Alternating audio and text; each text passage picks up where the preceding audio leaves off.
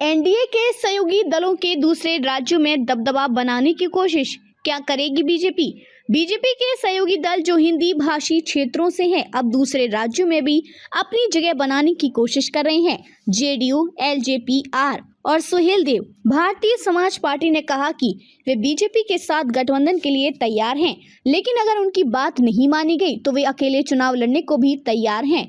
झारखंड में चुनाव लड़ेगी जेडीयू। लोकसभा में बीजेपी की दूसरी सबसे बड़ी सहयोगी पार्टी जेडीयू झारखंड विधानसभा चुनाव बीजेपी के साथ मिलकर लड़ेगी। जेडीयू पूर्वोत्तर में भी चुनाव लड़ती है और अपने विस्तार के संदेश को आगे बढ़ाने के लिए नियमित रूप से दिल्ली में राष्ट्रीय कार्यकारिणी की बैठकें करती है।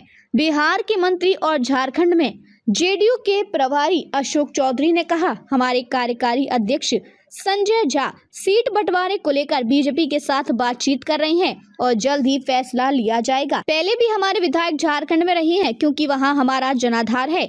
उन्होंने कहा कि वहां 22% कुर्मी मतदाता और 10% बिहारी मतदाता हैं, जिन पर हमारे नेता नीतीश कुमार का सीधा प्रभाव है।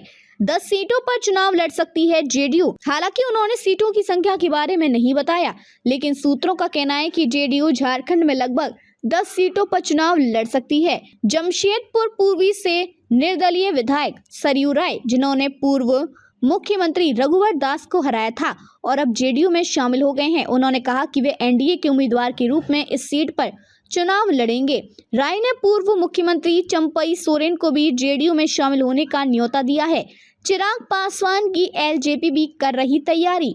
बिहार से ताल्लुक रखने वाली बीजेपी की एक और सहयोगी पार्टी एलजेपी-आर भी झारखंड विधानसभा चुनाव लड़ने की तैयारी में है। पार्टी रविवार को रांची में अपनी राष्ट्रीय कार्यकारिणी की बैठक कर रही है, जहां चिराग पासवान को फिर से पार्टी का राष्ट्रीय अध्यक्ष चुना जा सकता है। एलजेपी के राष्ट्रीय प्रवक्ता धीरेन्द्र कुमार मुन्ना ने कहा, हम झारखंड विधानसभा चुनाव लड़ने की संभावना तलाश रहे हैं और रविवार को इस पर फैसला लिया जाएगा। यही एक वजह है कि हम यहाँ अपनी राष्ट्रीय कार्यकारिणी की बैठक कर रहे हैं।